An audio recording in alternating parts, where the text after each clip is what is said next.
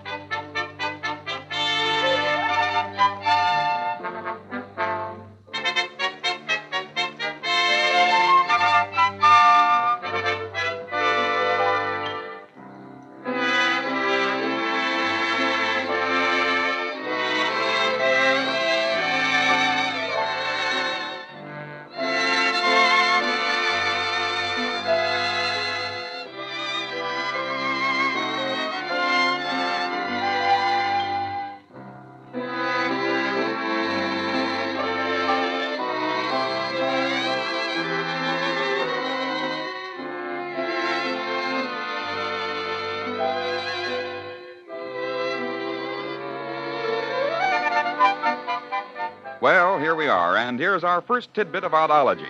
It's another of our origin of words. When you dig into a steaming bowl of Boston or Coney Island clam chowder, you probably think that you're partaking of a genuine American dish, or maybe that it might have come over on the Mayflower. But you're wrong. Yes, sir. Chowder was originated by the fisher folk of Brittany on the coast of France. All the villagers used to bring their contributions for the common cauldron, to which, of course, various kinds of fish and bivalves were added. The name of the cauldron itself gave the dish its name. Chaudiere, Chaudiere. And when the early American settlers learned to concoct this robust delicacy, they called it as best they could chowder. Can you imagine that? Well, how well do you know your Bible? Do you remember this passage? For thus saith the high and lofty one that inhabiteth eternity, whose name is holy. I dwell in the high and holy place, with him also that is of a contrite and humble spirit, to receive the spirit of the humble, and to revive the heart of the contrite ones. That is the 15th verse of the 57th chapter of the book of the prophet Isaiah. And within that brief quotation, the word eternity is used the only time in the entire Bible. For thus saith the high and lofty one that inhabiteth eternity. Yes, the word eternity is used only once in both the Old and New Testaments. Can you imagine that? You know, every once in a while, a sympathetic reporter will pick up a news yarn that is bound to warm the hearts of those who read and run. Here's a quaint touch to the annals of coincidence. It began in Cambridge, Ohio, on September 6, 1938. Truck driver Edward Rohr was preparing to make his daily run when his wife rushed to him from another part of their room. Ed! Oh, what's the matter, dear? Look, a note from Eugene. He's run away. What? Let me see that. Oh. Because I don't want to go to school. Where could he have gone? Why did he go? Oh, my poor boy. Ed, what in the world will he do? He's only 16 years old. Well, he'll come back soon, honey. Yeah, of course he will. Oh, he'll get tired pretty soon. He'll come on back home. Maybe tomorrow. Oh, don't cry, honey. Gene will be all right. He'll come back. But 16-year-old Eugene Rohr didn't come back. For 4 days and 4 nights, Edward Rohr and his wife sat in dismal silence, waiting for some word from the boy who had left home because he didn't want to go to school. But Ed Rohr couldn't lay off from his work. He must still go on earning the family's income. So on the night of September 10th, as he headed homeward on the dark highway, he thought sadly of his runaway son. On one lonely stretch of the winding ribbon of pavement, the headlights of his truck picked out the shabby figure of a thumbing hitchhiker. Ed Rohr thought again of his son somewhere in America, probably thumbing his way along some unknown highway, just as this lad was doing. Ed Rohr pulled his truck up to an idling stop. You going into Cambridge? Sure. Hop in. Golly. Gene. Hello, Pa. Gene, what do you know about that? Say, where have you been? What was the idea of running away like that?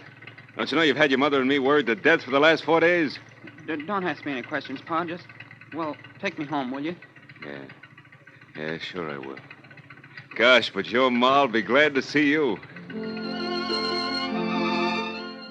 And Ed Rohr took his son back home. Maybe the myriads of unexpressed prayers in that mother's heart had nothing to do with the father picking up his own boy on that lonely black highway that night. Maybe it was just a coincidence. But on the other hand, maybe not. Who knows?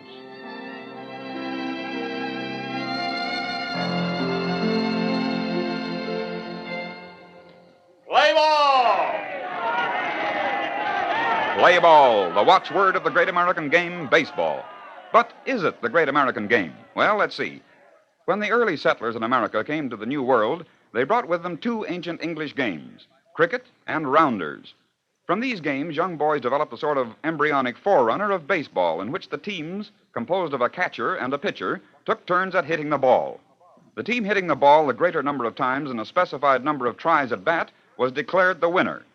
In 1839, a group of young men in Cooperstown, New York, assembled for a session of this rather crudely organized sport. Among them was a young fellow named Abner Doubleday. Wait, boys, I have an idea. Yeah, what is it? Well, we've been playing this rather silly game for some time. Silly? Why, Abner, I thought you enjoyed it. Well, I do, Alex, or rather I did enjoy it, but I think I found a better game. Oh, yeah? what What do do you you tell mean? us? Well, here's the way it goes. Look, I fetched this flat slab of stone with me. Well, what's that for? Well, my idea is to place this stone about 50 feet away from where we stand to hit the ball. And after we make a hit, we'll run for the stone. And then the pitcher or catcher can try to touch the runner or throw the ball at him and try to hit him with the ball. And if the runner is touched by the pitcher or catcher or hit by the ball, his team is out. And the other team tries the same procedure. Well, what do you think of it? Well, what'll we call this stone? It doesn't sound right to call it just a stone or a slab. Oh, I've thought of that, too. Let's call it a base. See, that's okay. And so this 20-year-old lad can be credited with the origin of the great American game. Originally, the game was called One Old Cat.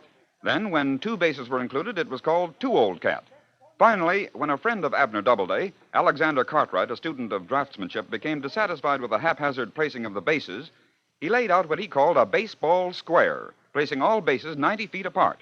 And to this day, that is the exact measurement of the official baseball diamond. I think you'll find it interesting, too, that Abner Doubleday can be credited with two firsts in history. Not only did he create the game of baseball, but as a graduate of West Point, he found himself second in command of Fort Sumter at the outset of the American Civil War, and distinguished himself as the man who fired the first shot in its defense in 1861. Today, the plot of ground where Abner Doubleday and his teammates first played baseball in Cooperstown, New York, is called Doubleday Field. So I imagine it's still proper to call baseball a great American game. Say, do you have any idea what the word kangaroo, Kangaroo, means? Oh, that's silly, Lindsay. It's the name of an animal. Well, quite right. It is now, but do you know what it means? I don't understand. And that's right. The little girl is correct. And your old Professor Quizzlepuss awards her the handsome first prize of a last week's map of the world. Say, what is this? Come on, Lindsay. What's this all about? Well, all right. I'll break down and tell you. You were absolutely right when you said the meaning of the word kangaroo is, I don't understand. It was in 1770 when Captain James Cook, the noted explorer, was traveling through Australia that he first saw one of the peculiar native animals, the female of which carries her young around in a pouch. He turned to one of the native men in his party and asked him what the name of the animal was. The native replied, kangaroo, which actually means, I don't understand. Poor Captain Cook thought it was the name of the animal, and it has remained the name of the animal as far as we're concerned ever since. Can you imagine that? Well, now, I guess it's about time for our musical oddity for this session.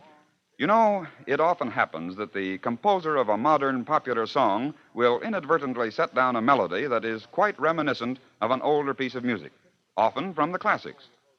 I want you to listen as the orchestra plays just a few bars from Otto Nicolai's famous opera, The Merry Wives of Windsor.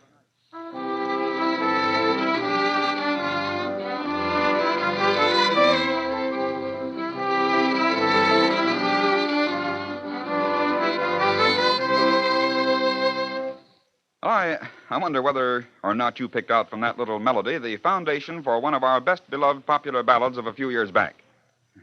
You want another try? Okay, listen again.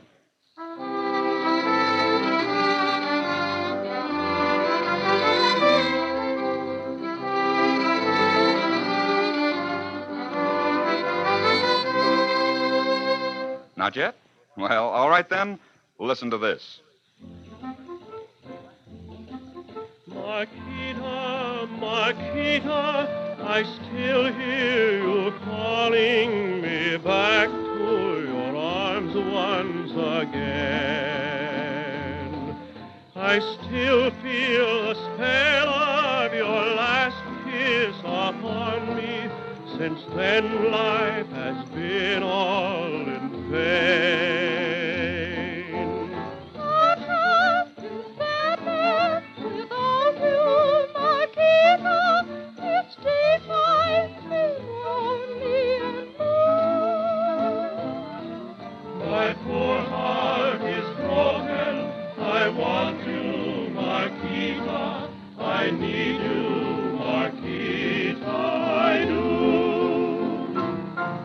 Marquita, Marquita, I still hear you calling me back to your arms once again. I still feel the spell of your last kiss upon me. Since then, life has been all in vain. All has been sadness without you, Marquita. Each day finds me lonely and blue. My poor heart is broken. I want you, Marquita. I need you, Marquita. I do. Yes, that was Marquita, composed by that able veteran of motion pictures, Victor Schertzinger. And the melodic pattern of that breezy little passage from The Merry Wives of Windsor and the first part of the melody of Marquita are identical. Can you imagine that? Well, it's time to close our book of oddities again, but we'll be back soon once more on this same station with another edition of Can You Imagine That? Until then, this is Lindsay McHarry saying goodbye now.